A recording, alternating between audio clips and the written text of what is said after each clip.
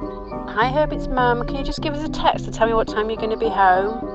It doesn't really matter what time, but if you can just let me know, it'd be great. I'll speak to you soon. Thank you. Bye. Okay, this is my production journal, volume 11 and 12 at this point. I've gone through a lot, but this is the penultimate production journal. After this one, I'll make one more, and that'll be the finale journal. So after that, it's the end of my project. I'm on my final week right now. This one's a bit late. It's currently Wednesday when I'm filming this, but that does not matter.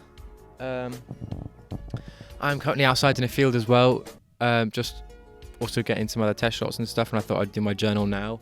That is what I've been doing for the last 2 weeks. I've just been doing tests and tests and tests, almost procrastinating editing my final project, which is a shame, but I have finished editing it, except from the credits. The credits is the last thing I need to make, and I'll get that done ASAP, today or tomorrow, because that is something I want to do, something quite interesting for the credits, because it's the final thing that you're left with. So I wanted to try and have the idea of writing the credits down with paper, but I have yet to have filmed that section. But other than that, the editing is done. Editing was smooth. It did take me a hell of a lot longer than what I expected it to do me though, because one of the days when we went filming was with everyone. It's the final minute and it's with the most people. It was out in Wales, and the footage, the raw footage was probably around 3.5 hours long. I gave my camera to some friends and I was like, just film some nice things while I'm doing this or something. They just never press the finish. So there is files over 45 minutes long in that. And what I did one night was I just sat and watched down the entire thing without breaking it, without pausing it or anything, just to see if there was a good 2 or 3 seconds which was good enough to keep in, so I could absolutely cherry pick the best sort of shots out of the entire day. I got 3.5 hours of footage, and I cherry picked it down to 1 minute in the film. And I think, thank God, because there was a lot of rubbish in that footage, but thankfully I think I did a very good job of cherry picking the best footage to make it look like it was cinematic, when in reality it was just a day out with my mates, which was filmed not cinematically, not with composition in mind and those sort of factors. It was filmed with the people. It was filmed with people first. Another roadblock which I had while I was filming was a conversation with James. Was a conversation with James and my mum.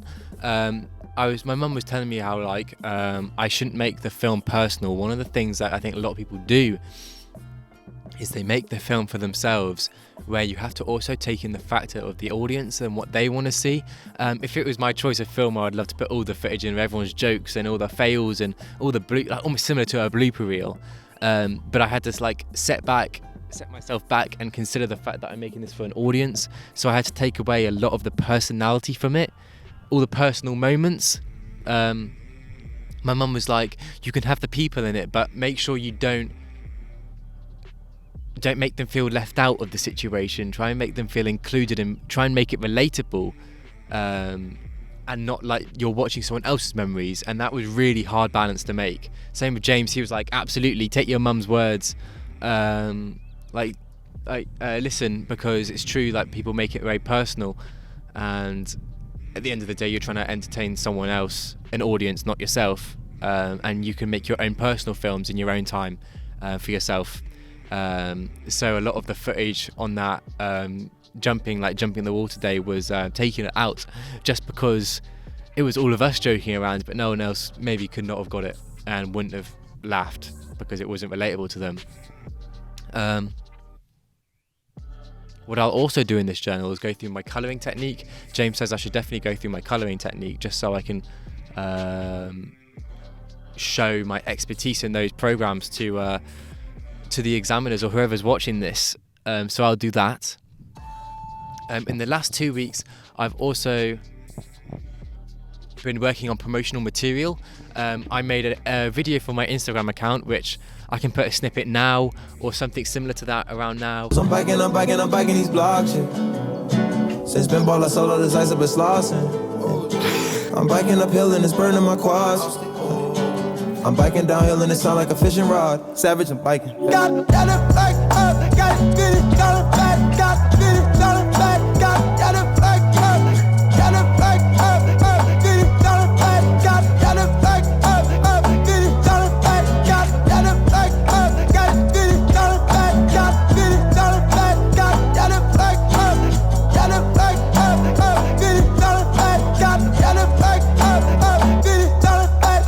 also made these little snippets that I put on social medias just to almost tease the music video, because I'll definitely promote it once it's out. But those little shots, little compilations of shots are really good, just for like showing like sneak peeks of my film.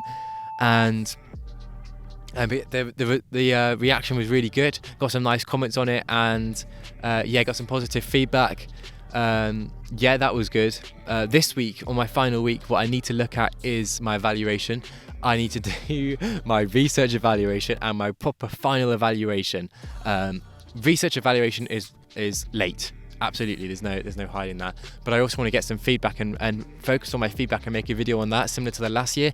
Last year for my F&P documentary, I did a video looking at my feedback that I got, and as a result, I talked about what I would have done differently if I were to make another film like this again. But my evaluation definitely needs to be done. I need to look through all my research, just tick everything off, including like my pitch, make sure it's actually all on my vlog.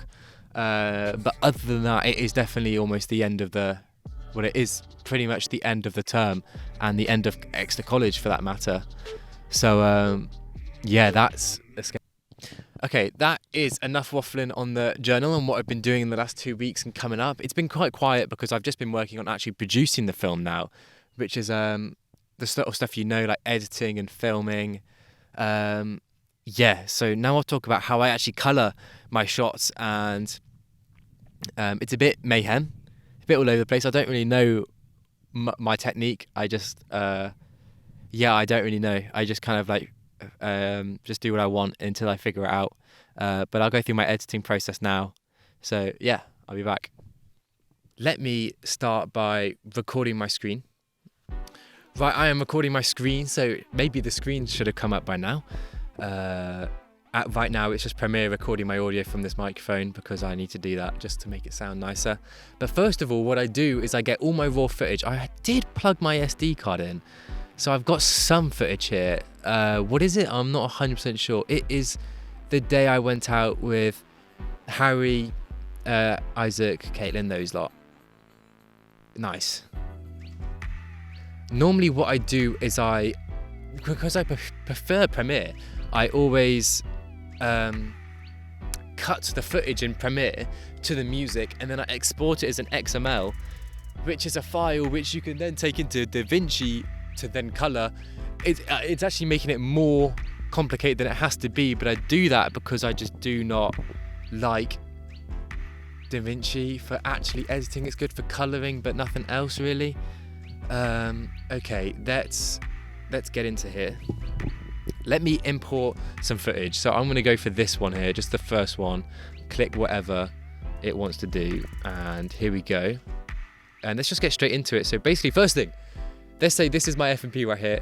What would I do first to the shot? The first thing I would do is get these like PNGs called rounded corners. I put them in all of them because I like the look. It looks like it came from a Polaroid image. That is just, I just like that. I think that looks cool. And then I go for my adjustment clip, and I put it, oh my days. I put it above that. And I'll stretch that out for the entire clip just to make it, this is why I just don't like this program. It's just winding me up. I just go all the way to the end. And this adjustment clip, oh, Jesus Christ. This adjustment clip will be the crop, because if you look at the image right now, you can see that it's got some bits in, and then some of it just like, the PNG is just over the image. There's no actually cropping. And for 4K footage, I've unfortunately memorized that it's 480 on that side and 480 on this side. That is wrong because it has automatically gone to 1080. I just know that it does this all the time. So at least now, from doing this how many hours I've spent editing this, I've learned why things go wrong. So I'm looking at the positives here. 480 and 480 properly this time, now that it's in a 4K timeline. And there you go, making sure I'm still recording sound. There you go.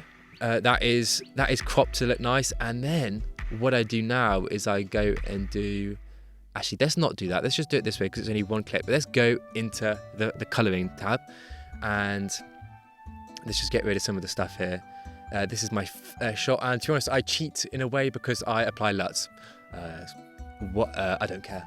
what you have to say about that. It is painful getting editing log. So I get these LUTs, which are I paid money for, and it is called. I have no clue, but I'll put it up on the screen. Phantom LUTs. They're called that. They just look nice. That's the nice reason. I saw them on a YouTube video, and I was like, you know what? I like it. So up straight away, that looks, mate, pretty good. And I think that's good for now. That looks nice. That looks real nice. Okay, let's go into the effects because it doesn't look very filmy right now, but trust me, it will. Let's go for grain first of all. That's the main thing I always go for. What the okay, well, it just didn't come up, but it did now. I put grain on, and you can automatically see a difference now. First of all, and then I just go and play around with these right now. So let's just see if I tint that a bit. Nah, that's too much. This is just me fiddling around right now. Oh, yeah, that looks pretty nice to me, but that's too big. Look how disgusting that carpet looks there. So what I'm going to do is I'm going to get the size and just bring it right down. That's too far down. Oh, that's pretty good. That looks nice. Look how nice that looks straight away. Film glow, that looks nice. This is the sort of stuff I literally just go back and forth. But most of the time, when I put film glow on, I will actually put it on a... This is actually mayhem. This is going to be the worst goddamn adjustment clip right there. And I put that on top, and it's a very, like... Oh, it's just disobeying. It's just disobeying me today. Okay, so I've got that now, and I'll put that on top of that.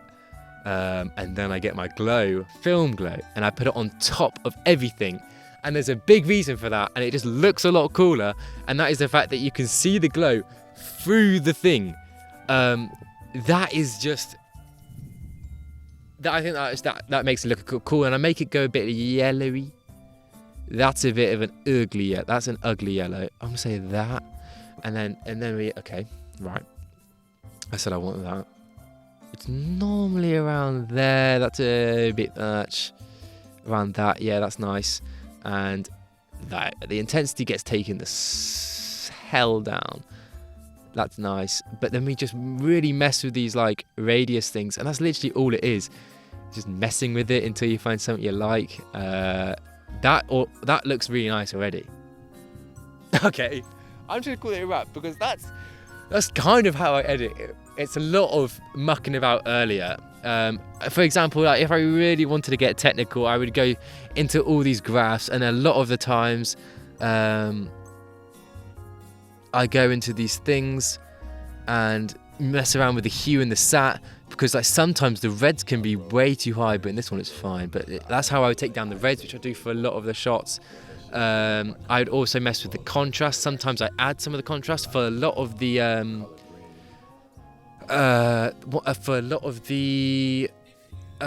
like cloudy footage. I do up the contrast quite a bit just because it looks more dramatic, but it just doesn't sometimes. Saturation I turn down quite a bit. I would say that would fit perfectly inside my my video. Not like I'm going to use it, but it looks nice. And look, there's Caitlin and stuff looking all cinematic and whatever she's doing. I'll leave it on there, and I think that's a nice shot, and that is my tutorial on how to color grade.